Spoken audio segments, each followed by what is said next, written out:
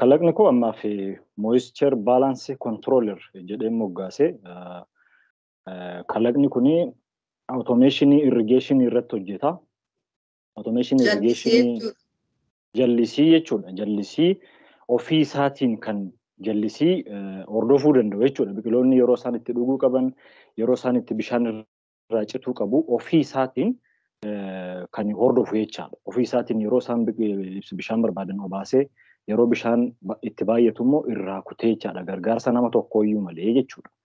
Kun immoo biqilootaa fi baay'ee gaariidha. Hidda isaanii baay'ee gaariidha.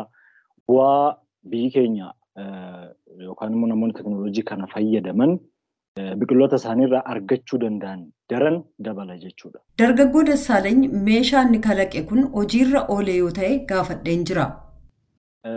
Ammaa fi hojiirra oolee koomershaalii hin taane garuu piroototaayipii isaa si'a hedduudhaaf hojjedhee akka yaaliitti ammaaf bakka hin jiraadhutti gaardenii yookaan immoo magariisa mana keenya keessa yookaan immoo mooraa mana keessa jiraadhu keessa jiru irratti yaalii taasisee milkaa'ee irrachaan hojiirra oolee irrachaan. Meeshaa kalaqe kana maal faarraa akka hojjete Daani'el ibsee jira. Kanaan dura anaaloogii isaa hojjedheera. Anaaloogii jechuun bishaan biqiloota hidda isaanii jalatti bishaan argamu sana bifa volteejii, bifa reezistaansii, bifa kaarentiidhaan kan seensii godhachuudha. Amma garuu kallattii himaanii dijitaalii isaa meeshaalee muraasa Oromiyaa Saayinsii fi Teknooloojii Ajeensiin nagargaa abbaan taayitaa Saayinsii fi Teknooloojii Oromiyaa jechaadha. Deeggarsa nuu godhanii akka nu waan tokko argannuu fi deeggarsa isaan nu taasisan irraatiin bifa dijitaaliidhaan hojjechuu danda'eera jechuudha. Amma kallattii himaan zeeroodhaa amma 1,023tti warri dijitaaliirraa hojjetan ni beeku. Kanaan dubbisachaadha amma koodiidha dijitaaliidhaan dubbisachaadha. Meeshaan bishaan jal'isiitti biifu kun dijitaalii akka ta'e afaan kompiitaraa yookaan koodiidhaan akka waliigalutti ta'ee akka hojjetu Daani'el ibsee meeshaan kun attamiin akka inni hojjetu bal'isee nuuf ibseera. Hidda biqilootaa jala ammamtu jira. Amma barbaadamuu oli moo amma barbaadamuu gadi biqilaa sanarratti hundaa'ee hojjetamuu danda'a jechaadha. Adjestibiliidha yookaan immoo sirreeffamuu danda'a gosa biqiloonni gosa garaagaraa amma bishaan isaan barbaadanii fi amma bishaan hidda isaanii tortorsuu danda'u saayinsii isaa wajjin waliigalee hojjechuu kan danda'u jechuudha. Gara fuula duraatti maal karoorsee akka jiru Daani'el innaa ibsu. Amma gara fuulduraatti amma almost product namni fayyadamuu danda'u irra geessisee jira. Marsaa hedduu hojjedheera. Baay'ee bu'aa bahii hedduu keessa baasee asiin geessiseera. Amma experience yookaan immoo muuxannoo baay'ee irraa argadheera waan ta'eef amma mass productionitti seenuu irra ga'ee jira. Mass productionitti seena jechuun immoo namni irraa fayyadamuu barbaadu bitatee fayyadamuu akka danda'utti yoo qonna garaagaraa jallisii garaagaraa itti fayyadamne jedhaniifis immoo karaa mootummaas ittan deema propooziin godha yaada jedhuun qaba. Dhaabbanni Saayinsii fi Teknooloojii Oromiyaa abboota kalaqaaf deeggarsa akka gochaa jiru Daani'el tuqee deeggarsa akkamii akka kennaafii jiru ibseera. Deeggarsa baay'ee isaaniin baay'ee galateeffachuun barbaada. Addumatti maqaa isaanii dha'uu yoon barbaade bilisummaa fi sanyii baay'een galatoomfadha.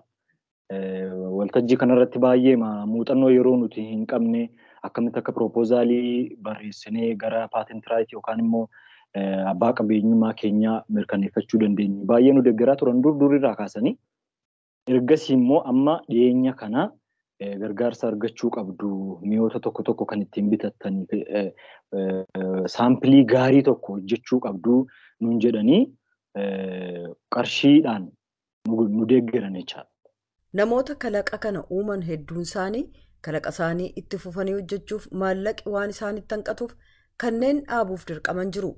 Rakkoo akkasii furuuf abbaan taayitaa Saayinsii fi Teknooloojii Oromiyaa namoota akkasii jajjabeessaa jiraachuu odeeffannee jirra.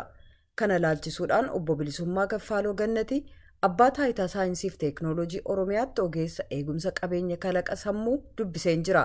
Dargaggoota hojii kalaqaa kanarratti bobba'aniif waajjirri isaanii deeggarsa akkamii gochuun jajjabeessaa akka jiru naaf ibsaniiru. Hojiin keenya inni jalqabaa keessumaatii abbootii kalaqaa kana akkamitti akka isaan deeggaruu dandeenyuuf rakkoo isaanillee adda baasnee beekuu akka dandeenyuuf isaaniin kalaqa isaanii galmeessuurraa jalqabnaa jechuudha. Kalaqa isaanii gaafa galmeessinu abbaan taayitaa saayinsii fi teekinooloojii Oromiyaa hojii kalaqaa hin deeggaraa hin jajjabeessa jedhanii iyyafatanii kan dhufan hin jiru. Warreen kaan immoo godinaalee Oromiyaa adda addaa irra deemuudhaan carraalee leenjii adda addaa kennanii achitti qaamaanillee ilaaluudhaan kalaqaa kana kan galmeessinudha jechuudha. Galmeessinees immoo hin teenyu isaan kana yeroo baay'ee hin beekama naannoo keenya keessa qaamni kana irratti hojjetu waan hin turreef ijoolleen abbaa kalaqaa kun rakkoowwan adda addaa qabu. Keessumaa rakkoon isaanii guddaan faayinaansiidha waan ta'eef isa kan akkamitti akka isaan deeggaruu dandeenyuuf immoo qajeelfama hojii kanaaf ta'uu danda'u. Waggootaan jalqabaa waggootaan 2 dura qajeelfamni sun akka inni sadarkaa manaatti bahu gooneerra. Qajeelfama bahe kana bu'uura godhachuudhaan immoo ijoollee abbootii kalaqaa kana akkaataa qajeelfama sanaatiin beeksisa baasuudhaan kanneen kalaqa gaarii qaban akka isaan propoozaala kalaqa isaanii ittiin hojjechuu danda'an akka isaan dhiyeeffatan gooneetu isaaniin faayinaanshaali deeggarraa jechuudha. Abbootii kalaqaa achi as ba'aa jiran yeroo tokko qofaa caasaalee hawaasaas haa ta'u miidiyaalee adda addaa irratti beeksifamee akka hin hafne waajjirri isaanii hordofaa jira yoo ta'e obbo Bilisummaan gaafatamanii. Amalli biyya kana keessatti barame inni ijoolleen ittiin baay'ee rakkatan yeroo baay'ee nama bahee tokko nama beekame tokko bifa badhaasaatiin takkaama waltajjii irratti waamanii waraqaa ragaa fi birrii xiqqoo birrii hanga 10,000 hin caalle harkatti darbatanii namni galagalee iddoo inni jiru waggaa 5 waggaa 10 waggaa 2 waggaa 3 booda namni iddoo inni jiru beeku hin jiru. Isa kanallee sadarkaa naannoo keenyaatti akka malli kun deebi'ee mul'anne chaalenjiiwwan sadarkaa dura turan yookaan immoo hundaa'uu keenyaan dura chaalenjiiwwan turan kan asii gooneerra waan ta'eef nuun immoo isa kana bifa deeggarsaatiin jarreen kana barbaannee kan nu bira dhufanis immoo deeggaruudhaan sadarkaa kalaqa isaanii amma irra jiru qabnee gaafa deeggarrellee maal argaa akka isaan danda'aniif isa kana follow up qaba kan keenya deeggarsuun isaa taasisnu. Isaan keessaa abbootii kalaqaa waggaawwan keessumaa waggoota 2 darban kana keessa ijoollee naannoo ijoollee 30 ta'an kalaqa addaa kanneen hojjetanii fi yaada xiqqoo qaban kanneen faayinaansii saba hanqina faayinaansiitiin kalaqa isaanii kana baasanii mul'ifachuu hin dandeenye yookaan immoo sadarkaa maas piroodakshinii geessifachuu kanneen hin dandeenye isaan kana piroototaayipii isaanii akka isaan hojjetan saamuda kalaqa isaanii sammuu isaanii keessa jiru sana meeshaawwan istaandardii isaa eeggatan akka isaan hojjetataniif isaan kana faayinaanshaal saappoortiin kenninaa kana duwwaallee miti walitti hidhamiinsa akka isaan qabaatan walii isaanillee akka isaan wal beekan isaan kana abbootiin kalaqaa naannoo keenyaa carraa kan akka isaan fayyadaman foorumii wayii karaa abbaa taayitaa keenyaa walitti isaan hiinee investor innovative forum yoo jenne loongiraan akka isaan gargaaramuu danda'an yaada isaanii dhiyeeffatanii abbootiin qabeenyaa naannoo keenyaa fi kanneen ijoollee kana deeggaruu danda'anillee akka isaan deeggaraniif carraa banuu fi hojjechaa jirra.